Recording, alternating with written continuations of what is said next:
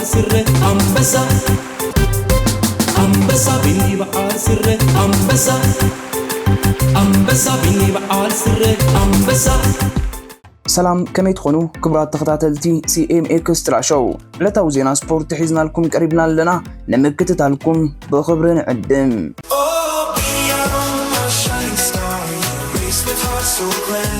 ኤርትራዊ ፕሮፌሽናል ተቀዳዳማይ አባል ክለብ አስታና ሄኖክ ሙሉ ብርሃን ዛተፎ ዘሎ ዙር ፖላንድ ሎም ሳልሳይ መድረኹ ሳሊጡ ነቲ አዋል ብሪዚች ተበጊሱ ኣብ ዱሱዚንኪ ዝድሮች ተዛዘመ ናይ 156.5 ኪሎ ሜትር ውድድር ተቀዳዳማይ ክለብ ዲልትሬክ ቲባውኒስ ብ4:3 ደቂቃን 21 ካልኢትን ብዘይ ተቃጻጺ ቀዳይ ኮይኑ ክዛዝም ከሎ ንስታ 22 ደቂቃ ዶንግያ ዝኣተወት 17 ኣባላት ዝነበርዋ ድሕሪቱ ውጅለ ውድድር ዝፈጸመ ኤርትራዊ ሄኖክ ሙሉ ብርሃን ከዓ 129 ተርታሒዙ ናይ ሎም ውድድር ኢጣሊያዊ አባል ክለብ ዩኤኢ ዝኾነ ሊጎ ኢሊሲን ውድድር ብሽዱሽን እስካሊ ተበሊጹ ካልኣይ ኮይኑ ፈጺሙ ይኹን እምበር ነዛ ናይ ሎም ብኩሉ መለክዕታት ክብለ ጠቕን ዝበዝሐ ተቀዳደምቲ ከዓ ኣብ ሰዓት 38.586 እናተጓዓዙ ዝፈጸሙ ከቢድ መዐቀኛ ዝነበራ ውድድር ታሽዓይ ደረጃ ሒዙ ዝኣተወ ዴንማርካዊ አባል ክለብ ቪዝማ ጆናስ ቪንጋርድ በሁሉ 8 ሰዓትን 4 ደቂቃን 48 እስካሊትን ናይ ግዜ ብጫ ማልያ ናይ ውድድር ጌና ይሕሊፉ ኣህባን ዘሎ ናይ ነጥብ ማልያ ኢጣሊያዊ ኡልያ ኢሊሲ 49 ነጥብ ምርካብ ነታ ልብሲ ካብቲ ካልኢት ማልያ ሓዚኡ ዝነበረ ዴንማርካዊ ጆናስ ቪንጋርድ ተቐቢሉ ኣሎ ፖላንዳዊ ሚካኤል ፓሉታ ከዓ ብ28 ውሉ ነጥቢ ንብሉፅ አንበሳ ዓቅበት ወሃብ ማልያ ጌና ኣብ ዝባኑ ኣላ ኔዘርላንዳዊ ጃን ማሳ ብዛ ማልያ 17 ነጥቢ ይስዕቦ ብጋንታ ደረጃ ሕቡራት ኢማራት ዓረብ 24 15 ደቂቃን 14 ካልኢትን ግዜ መርሕነት ናይ ዝውድድር ሒዛላ ሓደ ኤርትራዊ ዝርከቦም 4 ኢጣልያውያን ክልተ ካዛክስታናውያን ኣኽቲታ ዘላ ክለብ ኣስታና ከዓ ካብ ዝነበረቶ ሻምናይ ተርታ ናብ 16 መሳልል ውሪዳ ኣላ ኣብዚ ናይ ሎም ውድድር ኢጣልያዊ ኣባል ዛጋንታ ክሪስቲያን ስካሮኒ ዝሓሸ ናይ መበል 27 ደረጃ ሒዙ ክዛዝም ከሎ ካልኦት ነዛ ክለብ ወኪሎም ዝሳተፉ ዘለዉ ኢጣልያውያን ተቀዳደምቲ ሚቼል ካዞሊን ዴቪድ ባለሪንግን ውድድሮም ክፍጽሙ ተሸጊሮም እዮም እዚ ከዓ ኣብ ዝመጽእ ዙራት ዝበዝሐ ስራሕ ናይ ውድድር ኣብ እንግዳ ሄኖክ ሙሉ ብርሃን ክርስቲያን ስካሮን ዘሎ ይመስል ቤልጅማዊ ክለብ አልፔስን ዲሲዮኪን ሶዳል ኮኮስቴብን ድማ ኣብ መበል 19 ደረጃ ዝርከባየን እዘን ክለባት ካፕተን ቅድሚ 2 ዓመት ኣቢሉ ዝካየድ ዝነበረ ዝተፈላለዩ ዓበይቲ ውድድራት ስምን ዝናን ኣትሪፈን ዝነበራየን የእንጋዲት ሃገር ፖላንድ ድማ ብ33 ደቂቃ ተበሊጻ መበል 18 ደረጃ ናይ ውድድር ኣላ رابعي مدرخ زور بولند صباح كاب كدوا كساب زدروج برادينغ زرغح ناي 295.3 كيلومتر رحقت كتاناغنيو ابزا وددر شحن ساعات 134 متر تقدم تقريب يوم عفل مع القلت كوينو دحراي جنس زبل غولغول زتقاللتيا تمال سولوس انتر ميامي بكولومبوس كرو دحر مس عرب باغوكا وانጫ ሊጋ ብስተአሌትሉ ዋን ሰርጂዮ ቡስኬትስ አርጀንቲናዊ ናይ ወትቡስ ተንቀሳቀሰ አካል ዩኔል ሜሲ ዘይምህላው ከም ዝሕሰኖ ረዲዩ ዝሓለፈ ዓመት አፈላም ሕታም ጽዋግሊ ዝተዓወተት አሜሪካዊት ክለብ ሚያሚ ኣብ ዙር 16 መድረኽ አንጻር ኮሎምበስ ክሩ 3-2 ድሕር ምርታዓ ሎም ዓመት ንኽብራት ተከላኸላይ ትመስልን ኣብዚ ናይ አውዲ ካም ሕላፍ ክሳራ ድሕር ምግጣሙ መኩራ ከፋፋለ ቡስኬት ሓለቃ ጋንታ ሜሳ ሜዳ ብዘይ መንባሩ ገዳይ ከም ዝኮኑ አረዲዩ እዚ አርጀንቲናዊ ኣመዛዘም ጾታ ኮፓ አሜሪካ ብዘጋጥሞ ማረምቲ ክሳብ ሕጂ ካብ ጾታ ወፃ ኮይኑሎ ኣብ መጀመርታ ናይ ሰሙን ኣሰልጣኒ ጀራልዶ ማርቲኖ ሜሲ ማዓስና ሜዳ ክምለስ ከም ዝኽእል ከም ዘይፈልጥ ተኣሚኑ ነይሩ ድሕር ግጥም ሊግ ካብ ንጋዜጠኛታት ኣብ ዝሃቦ መግለጺ እዚ ኣከፋፋሊ ባርሴሎና ስፓኛ ነበር ሊዮ ዘምጽኦ ፍልልይ ንፈልጦ ኢና ምሳና እንተ ዝህሉ ኣይምታኣለናን ኣብ ኩዕሶ እግሪ ግን መስበርትን ካልእ ንዑ ዝመሳሰል ዕንቅፋት ኣለዎ ንጋንታና ሜሲ ኣዝዩ ኣገዳሲዩ ሕጂ ልብና ተሲርና ዘለና ከዓ ሜሲ እንተ ዝህሉ ነይሩ ርእስና ሊና ይምተጻወትናን ኩሉ ነገር ዝተፈለየ ምኾነ ኣዝዩ ዝሓሸ ዕድል ምረኸብናን 100% ኮይነ ዛረብ ዘለኹ ክብል አንጸርጽሩ ቡስኬት ነጸወታ መልክቱ ገልጽ እንከሎ ኣዝዩ ጽቡቕ ናይ ጸወታ ግዜ قدما ابرح ليفنا او انت وصيت حزنا انا اب عرفت اتينا كاب شعون دحرغن انصار غانتا زياده متقعد هبوم بز غير وصلتي اصاوتا شوتات كمزغبو كمزفتنو فليطنا نيرنا غن كاب فلاي بصر متقعت عدلاتنا زياده نيريو زرخمنين عدلات غن ايته تقمنالنن اتو وصيت بزي توقيعو مخنياتو اب قدميت ناي مزغاب شوتو زياده متصاوتنا تراز نبرون بمنبارهم كساب موداتا زكالنا تقاليسنا يكون بر حسابنا تغوارنا ببينو سلاز نبره نتاكنا اطراز علمنا صوا كيبصحنيا ايدنا هيبنا بال ቡስኬት አረዲዩ ዴቪድ ቤካም ትውነን ክለብ ሚያሚ ሰንበት ኣብ ስታዲየም ቻይዝ ኣብ ዝካየድ አንጻር ሲቲ ናይ ሓያል ጾታ ይጽበያ እምባፔ ኣብቲ ጾታ ተረኺቡ ከታተል ከም ዝኽእል ድማ ይግለጽ ካርሎ አንቸሎቲ ኣብዛ ዓመት ስፖርት ሪያል ማድሪድ ካብ ትረኽበን ፍጹም ቅልዓት መንኮን ሓላፍነት ወሲዱ ኩዕሶ ይሃርም ዝብል ሓድሽ ሓበሬታ ኣመሓላሊፉሎ። ፈረንሳዊ ክሊያን ምባፔ ድማ ለስተራ ኣብ ታርጌት ዝርከብ እዩ። ቻምፒዮን ኤውሮጳ እስጳኛን ዝኾነት ሪያል ማድሪድ ሎም ረቡዕ ኣብ ሃገራዊ ስታዲየም ዋርሶ ኣብ ዝካየድ ሱፐር ካብ ኤውሮጳ ምስ ተጻዋቲት ዩሮፓ ሊግ ኣትላንታ ክትገጥም እያ። ኣብዚ ከዓ ምባፔ ንፈለማ ግዚኡ ንሎስ ብላንኮስ ወኪሉ ክጻወት ምዃኑ ተፈሊጡ። አንቸሎቲ ንዝመጽእ ወፍርን ኣብ ረቡዕ ግጥምታት ክለብ ዝተመደበት ፍጹም ቅላዕ ዝወስድ ተጻዋታይ ንምውሳን ሓርቢትዎ ምህላው ይግለጽ። ሓድሽ ፈራሚ ክሊያን ምባፔ ኣብታ ናይ ቀደም ክለቡ ፓሪስ ሴንት ጀርመን ዝወሃቦ ቅልዓት መቕጻዕቲ ሓላፍነት ዝወስድ ዝነበረ ተጻዋታይ ክኸውን ከሎ ጁድ ቤሊንግሃም፣ ቪኒሲየስ ጁኒየር፣ ፌዴሪኮ ቫልቨርደን ድማ ኣብ ቀረባ እዋን ኣብ ዝተዛዘመ ቻምፒዮን ኤውሮጳ ኮፓ ኣሜሪካን ንሃገራዊት ጋንታታት ፍጹም ቅላዕ ካርሞን ዘፍቀዳሎም እዋን ብውሕሉል ኣገባብ ኣቁፂሮምለን እዮም። እዚ ጣልያዊ ሰልጣኒ ቅድሚ ጸወታ ኣብ ዝሃቦ ጋዜጣዊ መግለጺ ምባፔ ፍጹም ቅላዕ ካርም ርእሰ ምትእምማን ይገብረሉ ድዩ ተባሂሉ ምስ ሓተተ ኩላትና ብሉጽ ምዃኑ መስክረለይ የዘልይ ይኮነን ክብል እዩ ተኸላኺሉሉ። ቻምፒዮን ዓመት 2023-2024 ሪያል ማድሪድ ድሕሪ ምስ ኢጣልያዊ ኣትላንታ ትገብሮ ጸወታ ሰንበት ኣብ ዝፍልም ላሊጋ እስጳኛ ምስ ማዮርካ ብተካይዶ ቀዳማይ ጸወታ ናይ ዝሓለፈ ዓመት ክብራ ንምክልኻል ክትቃለስ እያ።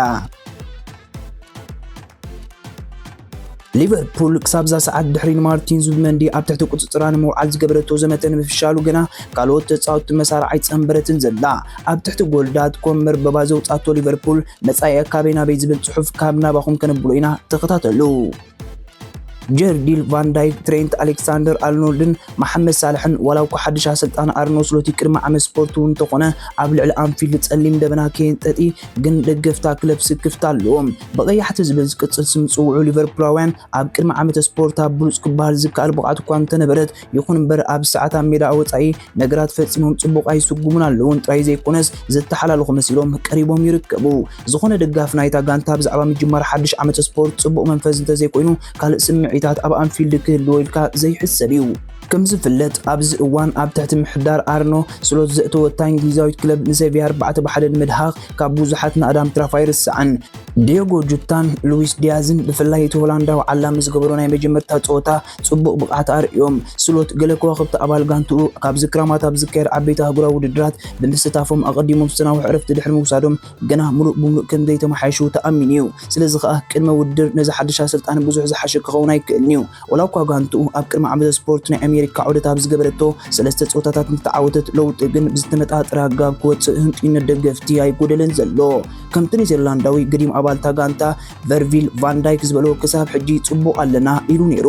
እዚ ሓለቓ ጋንታ ኣብ ልዕሊ ሓይሊ ኣሰልጣን ሊቨርፑል ጥራይ ዘይኮነ ኣብ ናይ ገዛ ርእሱ መጻኢ ኣብታ ክለብ እውን ምልክት ሕቶ ብምእታው ኣብዚ ሕጂ እዋን ኣብ ዙርያ ኣንፊልድ ዘሎ ዘሰክፍ ናይ ዘይርጉጽነት ስምዒት ክውስኸሎም ከም ዝኽእል ይግለጽ። ስሎት ክሳብ ሕጂ ነቶም ኔርገን ክለብ ብቑዕ ተካኢ ምዃኑ ኣብ ሕቶ ዘእተዉ ሰባት ስቕ ብምባል ብሉጽ ስራሕ ሰሪሕ እኳ እንተነበረ ሊቨርፑል ኣብዚ ክረማት ክሳብ ሕጂ ሓደ ተጻዋታይ ዘየፈረመት እንኮ ጋንታ ፕሪምየር ሊግ ኮይና ብምጽናሓ ግን ዘይተሓሰበ ምዃኑ ዘይከሓድ እዩ። ነዚ ብዝምልከት ከዓ ጀርዲል ቫን ዳይክ እታ ክለብ ኣብዚ ዓመተ ስፖርት ክንደይ ከም ዝጸንሕ መሰረት ብምግባር ኮንትራቱ ከተሐድሰሉ ከም ዘይሓተተቶ ዝገልጽ ተመክሮ ኣይነበረናን ይብል። እቲ ኣሰልጣኒ ኣብዚ ናብትን መጉዳእቲ እቲ ብቐንዲ ዘረብርብ ምዃኑ ድሒሩ እየ ፈሊጠ። ከምኡ እውን ኣብ መንገድና ዘይከዱ ብዙሓት ነገራት ነይሮም እዮም። ዘይምስማዕ ኣጸጋሚ እዩ። ዝሓለፈ ክራማት ኣብ ማእከል ሜዳ ዝተገበረ ምጽጋም ብርግጽ ኣዝዩ ጽቡቕ ነይሩ። ክሳብ ወርሒ መጋቢት ኣብ 4 ዓይነት ምውዳር ግን ኣብ ልዕሊ እታ ጋንታ ከቢድ ዋጋ ኣስዒቡላ እዩ።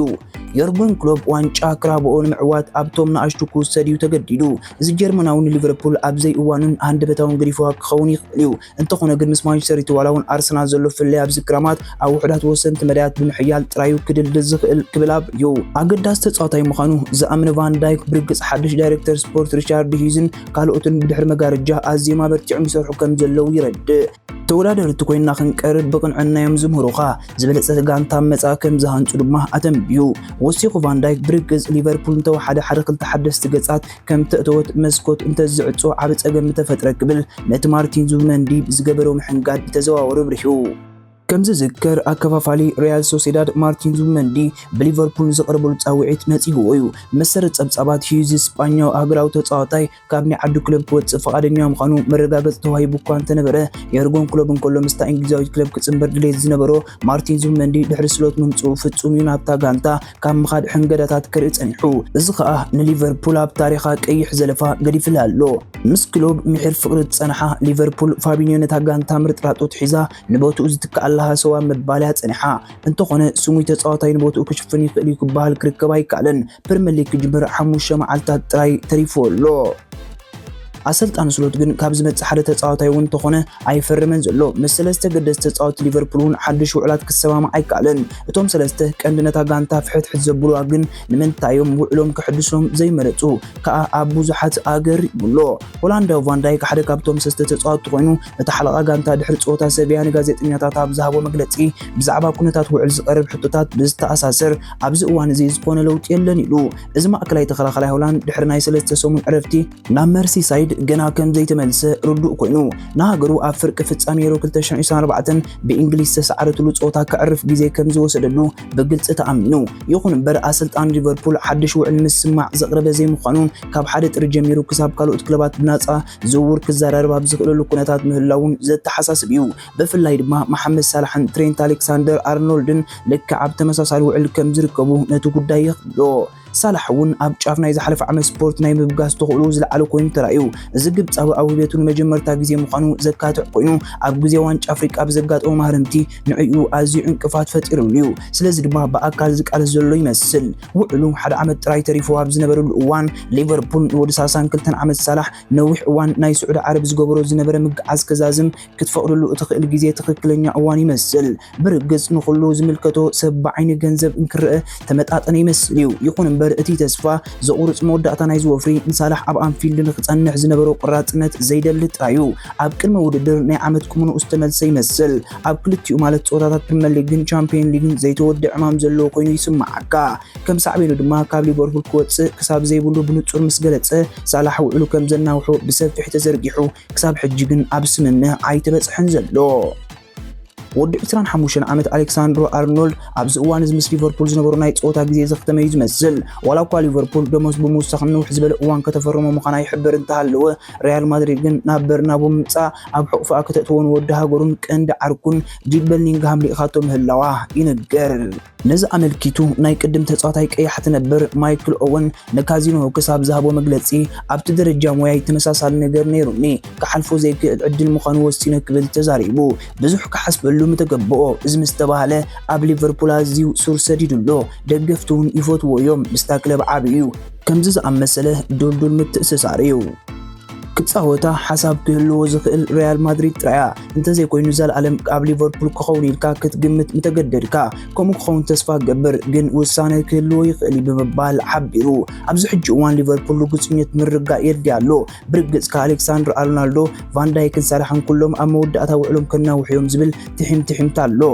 ቫን ዳይክን ሳላሕን ከም ኣሌክሳንደር ኣርኖልድ ዝኣመሰሉ ናይ ውሽጢ ዓዲ ተጻወቲ ዘይክኾኑ ይኽእሉ እዮም ኣብዚ መድረኽ ግን ናይ ክብሪ ኮይኖም ምስታ ክለብ ከምዚ ዝኣመሰለ ጽኑዕ ርክብ ፈጢሮምን ኣብ ዘመነ ክለብ ዘይርሳዕ ተራ ተጻዊቶም እዮም እዞም ተጻወቲ ክሳብዛ ሰዓት እዚኣ ኣብ ኣንፊልድ ክቕጽሉ ከም ዘልዩ ንጹር ዝመስል ማይክል ኤድዋርድስ ኣብታ ክለብ ዝያዳ ሓያል ደረጃ ሒዙ ተመሊሱሎ ሓድሽ ዋና ኣካያዲ ስራሕ ኩዕሶ እግሪ ፌንዌይ ስፖርት ግሩፕ ኮይኑ ድሕሪ ምጽናሕ ኣብ ዝሓለፈ እዋን ከም ዳይሬክተር ስፖርት ኣብ ዝነበረሉ እዋን ኣብ ዕዳጋ ዝውውር ናይ ሜዲያስ ምትእስሳር ከም ዘለዎ መስክር እዩ እንተኾነ ሊቨርፑል ሰንበታብ ኢፕስዊች ብዘይ ሓድሽ ገጽ ትጅምሮ ምዃና ሰለስተ ገደስቲ ተጻወቲ ድማ ኣብ ናይ መወዳእታ መፋረቕ ዓመት ናይ ነፍሲ ወከፎም ብዘይ ምሕዳስ ውዕል ምእታዎም ጥራይ ብዘይካ ውድቀት ካልእ ክግለጽ ኣይክእልን እቲ ሞስኮ እንተወሓደ እንተወሳኺ ሰለስተ ሰሙን ክፉት ኮይኑ ይቕጽል ኣሎ ግን ድሮ ሊቨርፑል ንዝመንዲ ዝነበረ እንተዘይኮነ ካልእ ዝኾነ ኣማላጺ ከም ዘይሰርዐት ይግለጽ ኣሎ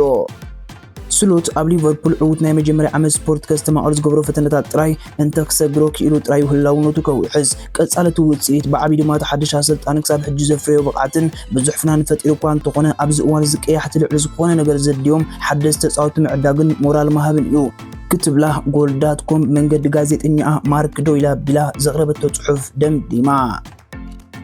ሓደ ካብቶም ኣብ ኩዕሶ እግሪ ዓለምና ዝገብሮ ላግፅን ጠባያትን እቲ እንኮ ዝብል ቅጽል ስም ዝለግቦ ፖርቱጋላዊ ጆዜ ሞሪኖ ፈኔርባቼ ብሊላ ኣብ መጻረይ እንተዘይትግለፍ ዋላ ነይራ ኣብ ፍጻሜ ቻምፒየንስ ሊግን ፍጹም ኣይንበጻሕናን ክብል ድሕሪ ክንደይ ተዛሪቡ ይኹን እምበር ኢሮፕያን ሊግ ዝያዳ ምስ ደረጃኦም ዝተመጣጠነ ምዃኑ ረዲኡ እቲ ኣብዚ እዋን እዚ ኣብ ጎስጓስታ ክለብ ኣብ ኤውሮፓ ሊግ ኣተኪሩ ዝሰርሕ ዘሎ ኣሰልጣኒ ዩኤፍ ንኹሉ ውድድራቱ ካብ ስሩ መሰረቱ ብምቅያሩ ነቒፉ እዩ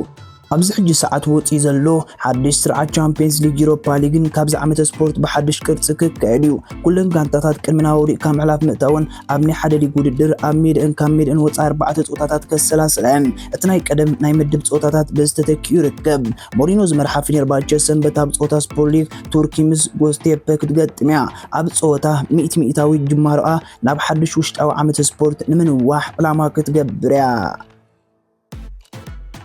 ዝከበርኩም ተኸታተልትና ንሕጂ ሒዝና ዝቀረብና ዜና ስፖርት እዚ ክትከታተልዎ ጽናሕኩም ነይሩ ኣብዚ ቅጽል መክትታልኩም ኣይተቋርጹ ካልእ እውን ዘሎ እተን 4 ሕግታት ሼር ላይክ ሳብስክራይብ ኮሜንት ኣይትዝለልወን ወድሓንኩም አንበሳ ቢኒ በዓል ስረ አንበሳ ቢኒ በዓል ስረ አንበሳ ቢኒ በዓል ስረ አንበሳ